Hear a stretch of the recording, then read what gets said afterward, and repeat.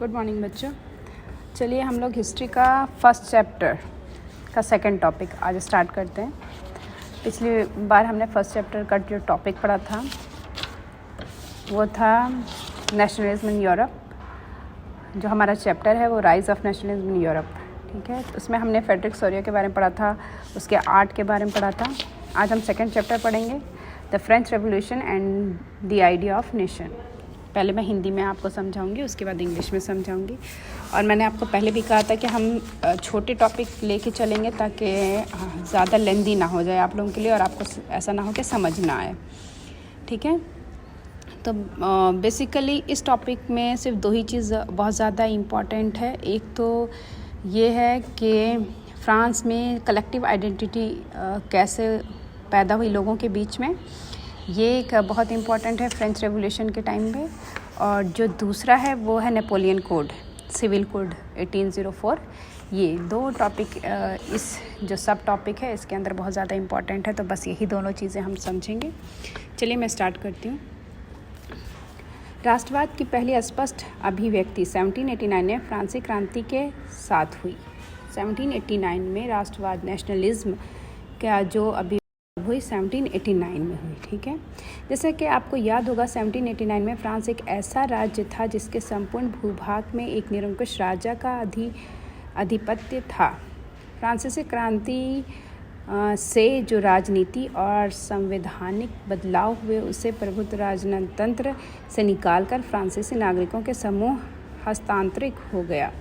क्या हुआ इसके बाद 1789 में जो नेशनलिज्म की भावनाएं फ्रांसीसी क्रांति के टाइम में आई, उससे क्या हो गया, जो निरंकुश राजा का जो ये था शासन साहब वो ख़त्म करके अब उसके बाद हम देखते हैं आगे।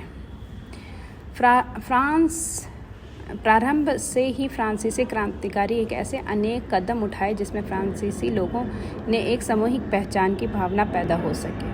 अब जिस टाइम ये फ्रेंच रेवोल्यूशन चल रहा था उस टाइम फ्रांस के लोगों ने शुरू से ही एक ऐसा कदम उठाया जिससे आपस में सबको एक भाव पैदा हो कि हम सारे क्या हैं, एक हैं, एक सामूहिक पहचान पैदा हो सके, ठीक है। तो उसके लिए उन लोगों ने क्या क्या किया, ये पॉइंट वाइज है, मैं एक एक करके आपको समझाती हूँ। पहला है प्रीत्य भूमि ला पैत्री और नागरिक ली सिटियन जैसे विचारों को एक संयुक्त समुदाय के विचार पर बल दिया गया। मतलब पहला उसने जो लोगों ने सबसे पहले जो सामूहिक पहचान के लिए उन्होंने किया, वो सबसे पहले ये किया कि पितृभूमि और नागरिक, मतलब ये जो कंट्री है, ये जो देश है वो लोगों की है, नागरिकों की है सबसे पहले, ठीक है। सेकंड जो है वो है विचारों में एक सामूहिक समुदाय का विचार बल दिया। सेकंड है जिससे एक संवैधानिक और अंतर्गत समान अधिकार प्राप्त हो, मतलब सब बराबर हैं। इस जो कोई भी कंट्री है, कोई भी स्टेट है, उसमें जितने भी नागरिक हैं वो क्या है, सब बराबर हैं। सेकंड पॉइंट है अतः एक नया फ्रांसीसी झंडा तिरंगा ट्राई कलर चुना गया। एक झंडा उन्होंने बनाया जो ट्राई कलर था, 3 कलर का था, और जिसने पहले के राजध्वज की जगह ले ली, ठीक है। पहले जो राजा का झंडा था उसे हटा करके एक नया झंडा बनाया गया जो 3 कलर का था। अब आपको बताना है कि फ्रांस का जो झंडा था और जिसमें जो 3 कलर थे वो 3 कलर कौन कौन से थे, वो आप मुझे कमेंट बॉक्स में लिखोगे, ठीक है। अब है थर्ड पॉइंट, क्या किया, स्टेट जनरल का चुनाव सक्रिय नागरिकों के समूह द्वारा किया जाने लगा और उसका नाम बदल करके नेशनल असेंबली रख दिया गया। पहले जब राजा था तब क्या होता था, स्टेट जनरल होता था जिसमें सब लोग बैठ करके डिस्कस करते थे कि क्या कानून बनाना है, क्या नहीं बनाना है। तो स्टेट जनरल का नाम चेंज करके क्या कर दिया गया, नेशनल असेंबली कर दिया गया। और अब राजा नहीं ये करता था बल्कि सारे नागरिक बैठ करके उस पर विचार करते थे, ठीक है। उसके बाद 4 पॉइंट देखिए, नया स्तुतियाँ रची गई, शपथें ली गई, शहीदों का गुणगान गाया गया और ये सब राष्ट्र के नाम पर हुआ, है ना। नए नए जो एंथम थे वो बने, गाने बनाए गए, है ना, शहीदों का नाम लिया गया, ठीक है। पॉइंट 5 है एक केंद्रीय प्रशासनिक व्यवस्था लागू की गई जिसने आपके भूभाग में रहने वाले सभी नागरिकों के लिए समान कानून बनाया गया। और एक सेंट्रल एडमिनिस्ट्रेशन बनाया गया कि सब के लिए एक ही एडमिनिस्ट्रेशन होगा, ठीक है, सभी लोगों के लिए एक ही कानून होगा। ये नहीं कि कोई इधर इस एरिया में रह रहा है तो उसके लिए अलग कानून, कोई दूसरे एरिया में रह रहा है तो उसका अलग कानून, ऐसा नहीं होगा।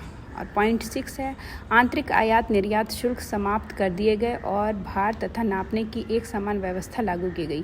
जो अंदर ही फ्रांस के अंदर ही लोग एक जगह से दूसरी जगह जब जाते थे तो उन्हें टैक्स पे करना पड़ता था, उस चीज़ को ख़त्म कर दिया गया कि अगर आप फ्रांस के अंदर ही एरिया में घूम रहे हो तो उस पर आपको कोई टैक्स नहीं लगेगा। और जो नापने का स्केल था, जो कोई भी सामान बेचता था तो हर जगह का अपना अलग अलग स्केल था, किसी का किलो अलग था, किसी का मीटर अलग था, तो वो सब एक रखा गया कि कहीं भी कुछ भी आप खरीदोगे तो आपको एक ही यूनिट से दिया जाएगा, जैसे आजकल है। क्षेत्रीय बोलियों को हतोत्साहित किया गया और पेरिस में फ्रांस जैसी बोली और लिखी जाती थी वही राष्ट्र की साझा भाषा बन गई। मतलब और जो जितने भी क्षेत्रीय भाषा थे उन सबको हटा करके एक राष्ट्रीय भाषा रखा गया फ्रांस, ठीक है। तो ये टोटल 7 पॉइंट है। इसमें एग्ज़ाम में आपको 3 पॉइंट्स आता है, कभी लिखने कभी 5 पॉइंट्स आता है, तो आप ये सारे पॉइंट्स याद कर लेना। जो जिस तरह का क्वेश्चन पूछा जाएगा उस तरह का आंसर लिखना है आपको। तो आई थिंक आपको ये याद भी हो गया। सबसे पहले ला पैत्रिया और ला सीओ लाया गया, दूसरा झंडा लाया गया, तीसरा स्टेट जनरल को हटा करके जनरल असेंबली बनाया गया, चौथा नए एंथम ये लिए गए, ओथ लिए गए, शपथ लिया गया, पांचवा एक सेंट्रल एडमिनिस्ट्रेशन बनाया गया, छठा जो जितने भी आंतरिक टैक्स थे उसको ख़त्म किया गया और मेज़र करने का एक ही यूनिट रखा गया, और सातवां जो जितनी भी भाषाएं थी उनको हटा करके एक राष्ट्रीय भाषा फ्रेंच रखा गया, ठीक है। तो ये सारे पॉइंट्स हो गए। अब आगे देखते हैं। क्रांतिकारियों ने ये भी घोषणा की कि फ्रांसीसी राष्ट्र का एक भाग्य लक्ष्य था कि वो यूरोप के लोगों को निरंकुश शासनों से मुक्त करा दे। ये तो हो गया कि उनका एक लक्ष्य था कि वो राजा से मुक्त कराए, तो ये करा दिया गया। और इसके बाद अब उन लोगों ने एक क्लब बनाना शुरू कर दिया गया जिसका नाम था जैकोबिन क्लब, ठीक है। किन लोगों ने बेसिकली इस क्लब को ज्वाइन किया? छात्रों ने, शिक्षकों ने और मिडिल क्लास के लोगों ने इस क्लब को ज्वाइन किया। उनकी गतिविधि और अभियानों ने इस फ्रेंच सेनाओं के लिए रास्ता तैयार किया जो 1790 के दशक में हॉलैंड, बेल्जियम, स्विट्ज़रलैंड और इटली के बड़े इलाकों में घुसी। क्रांतिकारी युद्धों के शुरू होने के साथ ही फ्रांसीसी सेनाएं राष्ट्रवाद के विचार को विदेश में ले जाने लगे। अब क्या था, नेपोलियन, आप लोग जानते हो कि नेपोलियन बोनापार्ट वो सेना का हेड था, ठीक है। और उसकी आर्मी यहाँ पे क्या करती, फ्रांस में लोगों को एकजुट कर रही थी, कह रही थी कि मतलब नेपोलियन के साथ मिल करके हम डेमोक्रेसी ला रहे हैं। तो उनको इस टाइम ये मौका मिल गया कि वो जो ये भावनाएं हैं, ये जो बात है, वो दूसरे देशों तक ले जा सके।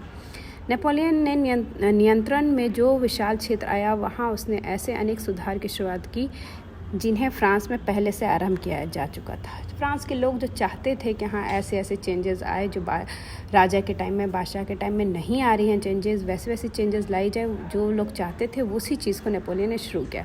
फ्रांस में राजतंत्र वापस लाकर नेपोलियन ने निस्संदेह वहाँ पे प्रजातंत्र को नष्ट कर दिया है। लेकिन हुआ ये कि नेपोलियन आया तो था डेमोक्रेसी लाने के लिए, लोकतंत्र लाने के लिए, लेकिन उसने लोकतंत्र ना ला के वहाँ पे राजातंत्र लाया, प्रजातंत्र को हटा करके, क्योंकि वो खुद ही वहाँ का राजा बनने लगा।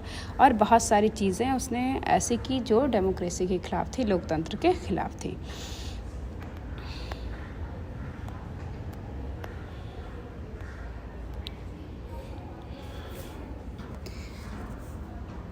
अब यहाँ हम नेपोलियन कोड के बारे में पढ़ते हैं। नेपोलियन कोड क्या था? इसको नेपोलियन कोड 1804 की नागरिक संहिता जैसे आमतौर पर नेपोलियन की संहिता के नाम से जाना जाता है। इसे नेपोलियन की संहिता भी कहा जाता है, 1804 की नागरिक संहिता भी कहा जाता है, नेपोलियन कोड भी कहा जाता है, सिविल कोड भी कहा जाता है। तो ये सारे नाम आप याद रखिएगा, ठीक है। इसमें इसने क्या क्या चेंजेस किए थे? बेसिकली सबसे पहले तो आपको इसमें ये लिखना होगा कि नेपोलियन जो था उसने डेमोक्रेसी को हटा करके फिर से राजतंत्र लाया था। बट एक काम उसने अच्छा किया था कि उसने एडमिनिस्ट्रेटिव सिस्टम जो है उसको बेटर किया था, उसने अच्छा किया था। तो देखिए सबसे पहले उसने क्या था, उसने कानून के समक्ष बराबरी और संपत्ति के आधार और संपत्ति के अधिकृत सुरक्षित बनाया था। उसने क्या किया था कि जो जैसे जो पैदा हुआ उसी के आधार पर उसको प्रिविलेज मिलने लगा था कि हाँ ठीक है, ये अगर राजा के फैमिली में पैदा हुआ है तो उसको ये चीज़ें मिलेंगी, और जो गरीब परिवार में पैदा हुआ है तो उसको ये चीज़ें नहीं मिलेंगी। इसको उसने हटा दिया, ठीक है। और संपत्ति का अधिकार दिया कि अगर किसी ने कोई संपत्ति ख़रीदी है तो वो उसकी होगी, राजा की नहीं होगी, ठीक है। उसके बाद उसने सेकंड जो किया वो क्या किया, उसने समानता का अधिकार दिया सबको, है ना। सब लोग बराबर है, कानून के नज़र में क्या है, सब लोग बराबर हैं, ठीक है। इस संहिता के फ्रांसीसी नियंत्रण के अधीन क्षेत्रों में भी लागू किया गया। डच गणतंत्र, स्विट्ज़रलैंड, इटली और जर्मनी में नेपोलियन ने प्रशासनिक विभाजन को सरल बनाया, और उन्होंने इन सब जगहों पे, डच पे, स्विट्ज़रलैंड और इटली में, उसने जो एडमिनिस्ट्रेटिव सिस्टम है उसको बहुत आसान बनाया, ठीक है। समानता व्यवस्था को ख़त्म किया। समानता व्यवस्था वो था जैसे राजा की ज़मीन होगी और उस पर लोग काम करेंगे और टैक्स देंगे, इस व्यवस्था को क्या किया, ख़त्म कर दिया गया। और किसानों को भू दस्त और जागीरदारी शुल्कों से मुक्त कर दिया गया, और किसान जो टैक्स देते थे उससे उसको क्या कर दिया गया, आज़ाद कर दिया। शहरों में भी कारीगरों के श्रेणी संघों के नियंत्रणों को हटा दिया गया। यातायात और संचार व्यवस्था को उसमें सुधार लाया। ट्रांसपोर्टेशन में और कम्युनिकेशन में उसने बहुत ज़्यादा सुधार लाया। किसान, कारीगरों और मज़दूरों को एक नया उद्योगपति ने नई मिली आज़ादी चखी, और किसानों, मज़दूरों, इन सबको नई उद्योगपतियों ने नई आज़ादी, उन्हें भी काफ़ी आज़ादी दी गई।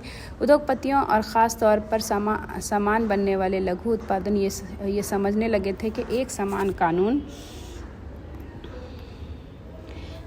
मानव भार तथा नाप, एक राष्ट्रीय मुद्रा से एक इलाके से दूसरे इलाके में वस्तुओं को पूंजी की आवश्यक सहूलियत होगी। वही चीज़ किया उसने कि नापने का जो एक ही यूनिट रखा, ताकि सबको आसानी हो, कहीं भी जाए कुछ भी ख़रीदना हो तो एक ही यूनिट से ख़रीदा जा सके। जो बीच बीच में हर जगह टैक्स लगता था उसको हटा दिया गया, ठीक है।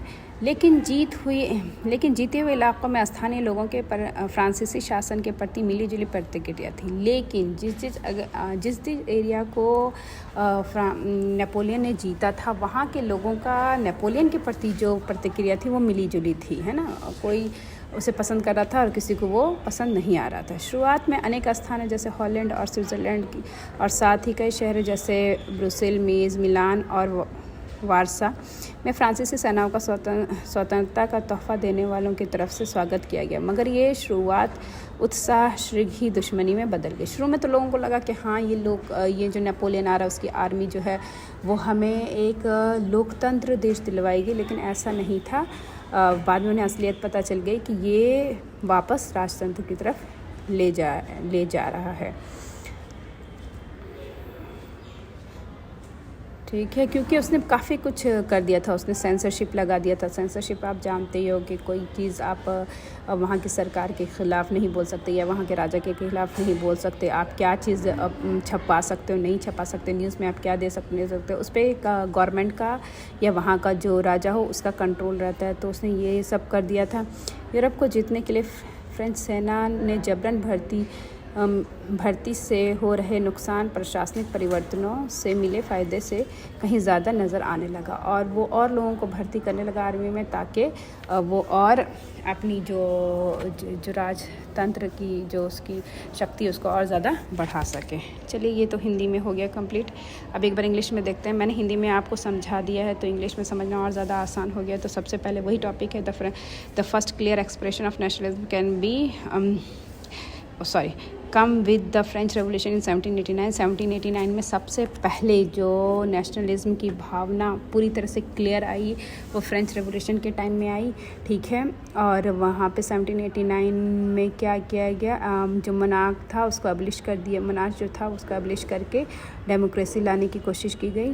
और जो from the very beginning the French revolution introduce various measures and practice that could create a sense of collective identity among the French people।